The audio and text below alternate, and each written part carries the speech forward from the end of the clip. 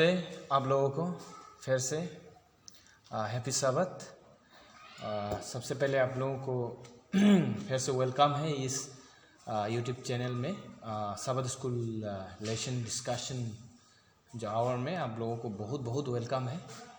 और सबसे पहले मैं परमेश्वर को धन्यवाद देना चाहूँगा कि परमेश्वर ने हम लोगों को ये मौका फिर से दिया यहाँ पर फिर उसको अध्ययन करने के लिए।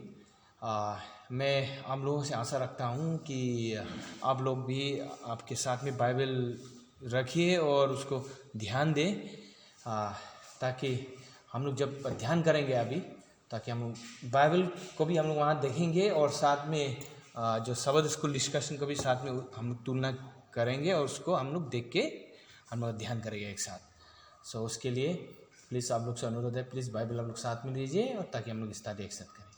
ये आज का जो लेसन 9 है सबद स्कूल लेसन, तो हम इसको प्रोसीड नहीं होने से पहले, आगे नहीं बढ़ने से पहले मैं छोटा सा प्रार्थना करना चाहूँगा। सर्वशक्तिमान परमेश्वर, आपका धन्यवाद देना चाहूँगा प्रभु। अभी इस समय आज जो समय आपने दिया है ये सबद स्कूल लेसन, प्रभु आप साथ दे ताकि आपकी वचन को अध्ययन करके प्रभु हम लोग तन मन में रख सके और समझ सके गहराई से, क्योंकि बिनती यीशु मसीह के नाम से मांगते हैं, आमीन। आज का जो मेरा जो बहुत ही ज़रूरी वाला जो लेसन डिस्कशन है, इसका हम लोग जानना बहुत ज़रूरी है, क्योंकि जब हम लोग सबद स्कूल लेसन का जब हम लोग अध्ययन करता है गहराई रूप से, डीप से, तो उसमें हम लोग बहुत चीज़ का बारे में तो हम लोग वहीं से ही पता लग जाता है बाइबल के बारे में। जो आदमी सबद स्कूल लेसन, जो आदमी हर हफ्ता आता है और उसका अध्ययन करता है, और जो सबद स्कूल लेसन का जो किताब है उसको जब हम लोग अध्ययन करता है, उसमें क्या होता है कि उसमें सीरीज है, उसमें क्या है कि चैप्टर वाइज है, लेसन वाइज है। हर क्वार्टर में 3 महीना में एक क्वार्टर बोलता है, उसमें पूरा चैप्टर है। उसका हम लोग जब अध्ययन करके और उनके सीक्वेंस में हम लोग जाएंगे तो हम लोग लगभग बाइबल का जो पवित्र शास्त्र का जो ज्ञान है उसका हम लोग वहाँ मिलेंगे, और इस रीति से हम लोग अध्ययन कर सकेंगे और दिन प्रतिदिन हम लोग ज्ञान को हासिल कर सकेंगे। आज का जो सबद स्कूल डिस्कशन का जो क्या है कि जो टॉपिक है वो आज क्या है, यहाँ में क्या लिखा है, द क्रिएशन, मतलब जो उत्पत्ति, जो जेनेसिस एज द फाउंडेशन बोल के बताया। यहाँ पर ये बताया है कि जो उत्पत्ति का जो सबसे शुरुआत में जो परमेश्वर ने इस संसार को बनाया था, उसमें ऐसी चीज़ है जो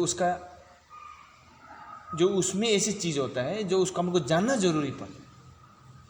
और जो आदमी पहले से ही अगर बाइबल का नॉलेज है, ओके, और उसको पहले से अध्ययन करते आया है, लेकिन दूसरा पार्ट और दूसरा अध्याय और दूसरा न्यू टेस्टामेंट और दूसरा चैप्टर को अगर हम लोग पढ़ता भी है और उसका अध्ययन करता भी है और ज्ञान भी है, अगर होते हुए भी अगर हम लोग जेनेसिस का जब से पहला वाला जो शुरुआत वाला उत्पत्ति को अगर हम लोग अध्ययन नहीं करेंगे सही तरीक़ा से, उसका अध्ययन करके और उसके ज्ञान को हासिल नहीं करेंगे, तो हम लोग को क्या होगा, उसमें बहुत सा कन्फ्यूजन, बहुत सा उसमें ऐसे चीज़ कन्फ्यूजन हो सकता है, ताकि उसमें हम लोग क्लैशिंग होने के चांस। इसलिए ये हमें बताया कि हम लोग को सबसे पहले उत्पत्ति को हम लोग को जानना जरूरी है, उसका ध्यान करना जरूरी है। इसीलिए आज का जो टॉपिक है लेसन 9 में ये बता रहा है कि creation Genesis as the foundation.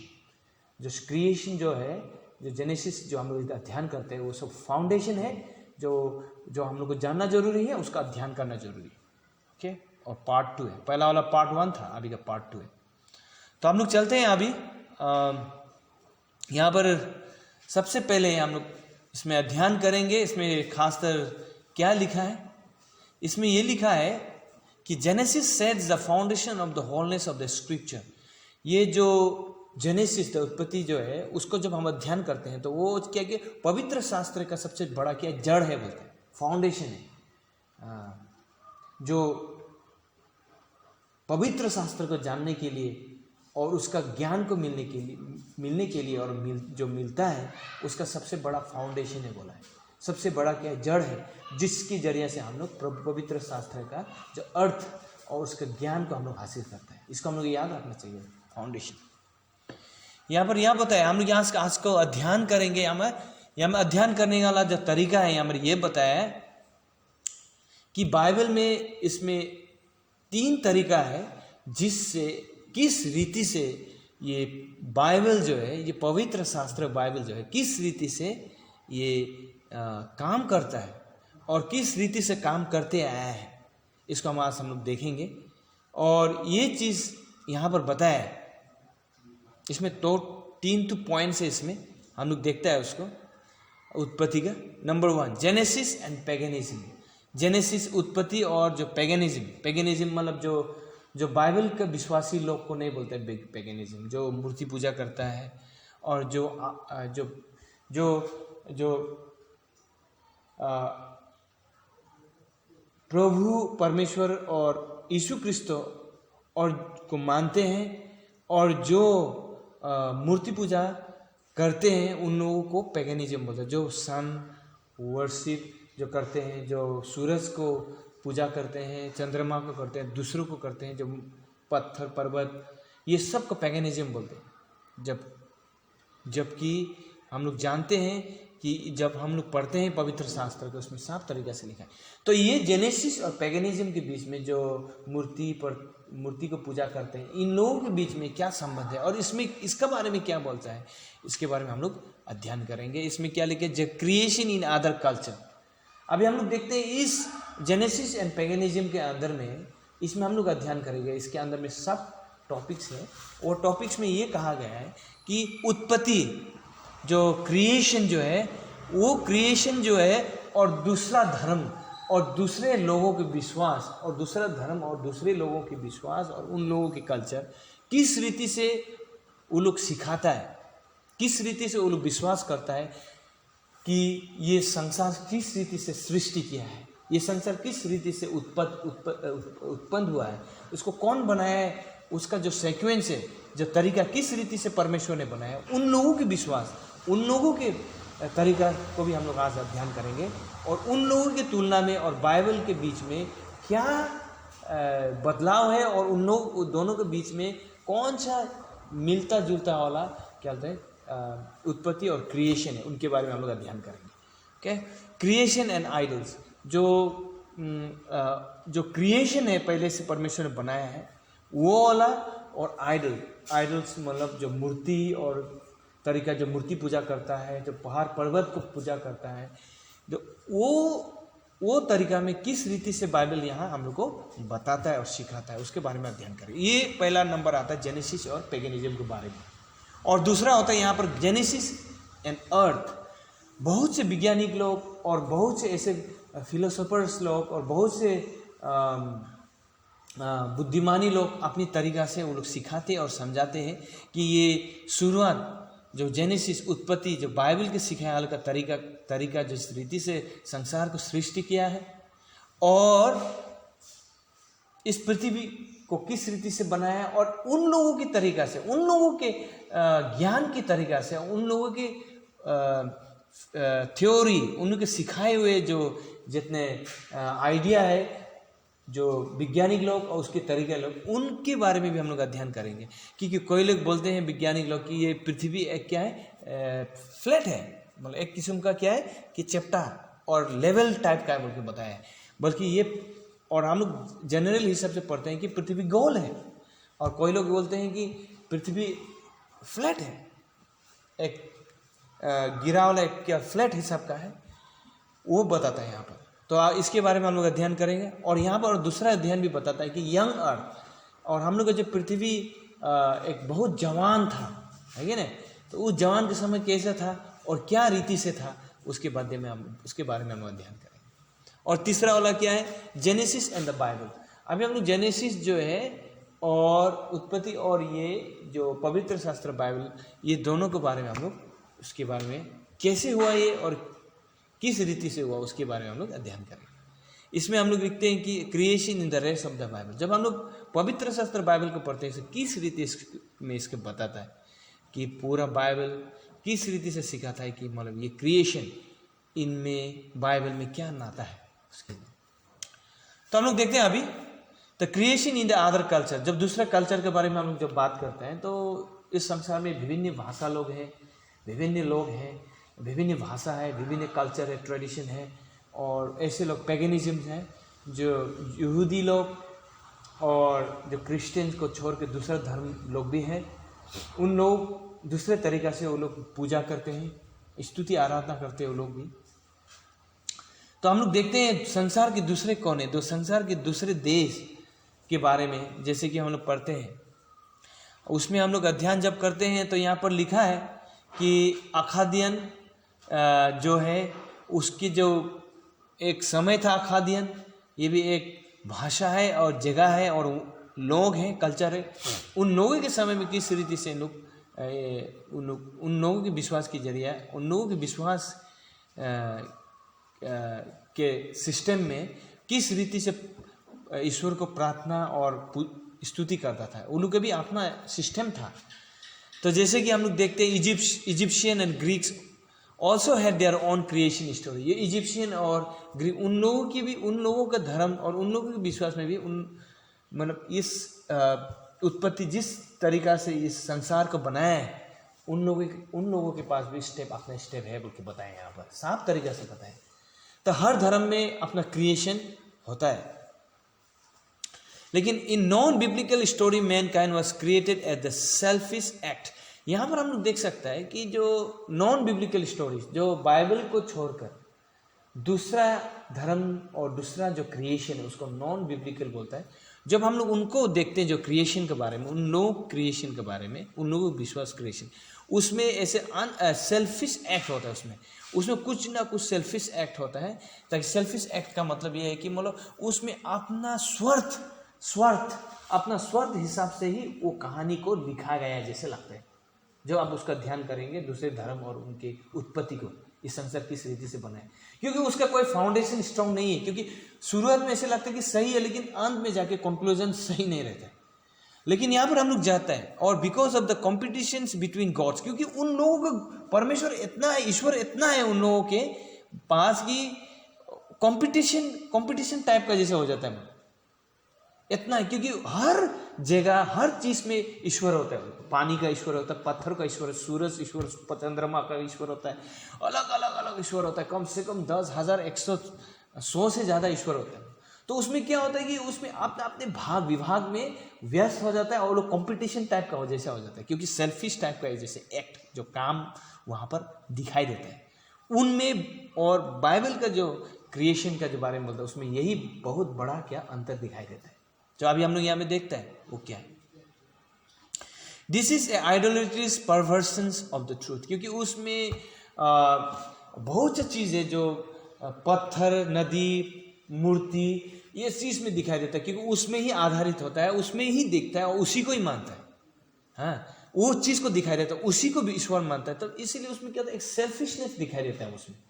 तो इसीलिए उसका क्रिएशन जो है सही तरीका से नहीं दिखाई नहीं देता है, सिस्टमेटिक दिखाई नहीं देता है उसमें, बल्कि यहाँ पर पता है क्रिएशन इज अदर कल्चर, दूसरे कल्चर में दिखाई देता है। क्योंकि जब पैगनिज्म के बारे में जब वर्ड आ जाता है, तो वर्ड पैगनिज्म जब आ जाता है, क्योंकि पैगनिज्म के मैंने बोल चुका था आगे को कि उसमें मूर्ति पूजा करना, और तो उसमें कॉम्पिटिटिव आ जाता है। और उसमें क्या होता है कि उसमें एक दूसरे के साथ कोऑपरेटिव नहीं रहते हैं। ये चीज़ हम लोग क्या होता है, उसको बोलते हैं क्रिएशन इन अदर कल्चर बोल के इसमें बताया। तो इसमें क्या लिखा है, हम लोग जेनेसिस 1:27 उसमें लिखा। अगर आप लोग के पास बाइबल है तो आप लोग प्लीज़ बाइबल को खोलिए, वहाँ पर देखिए, वहाँ पर साफ तरीका से लिखा है। क्या लिखा है, so God created man in his own image. क्योंकि परमेश्वर ने सबसे शुरुआत में परमेश्वर ने इंसान को बनाया। इंसान मतलब जो पुरुष को बनाया सबसे पहले, स्त्री को नहीं बनाया है सबसे पहले। ये बात याद रखना, परमेश्वर ने ये पवित्र शास्त्र के मुताबिक से पुरुष को सबसे पहले बनाया। तो यहाँ पर ये भी बताया है कि पुरुष को जब बनाया है तो क्या बोला है, so God created man in his own image बोला। जो पुरुष को बनाया, सबसे पहला आदमी को जब बनाया है, परमेश्वर अपने स्वरूप में बनाया बोलते हैं इंसान को। Okay, in the image of God he created him, अपना स्वरूप में उनको सृष्टि किया है, मेल एंड फीमेल। इसके बाद में पुरुष को बनाया और पुरुष के बाद स्त्री को बनाया है, और एंड ही क्रिएटेड देम बोल के बताया। तो वो देखिए, वो सिस्टम को देखिए किस रीति से बनाया है।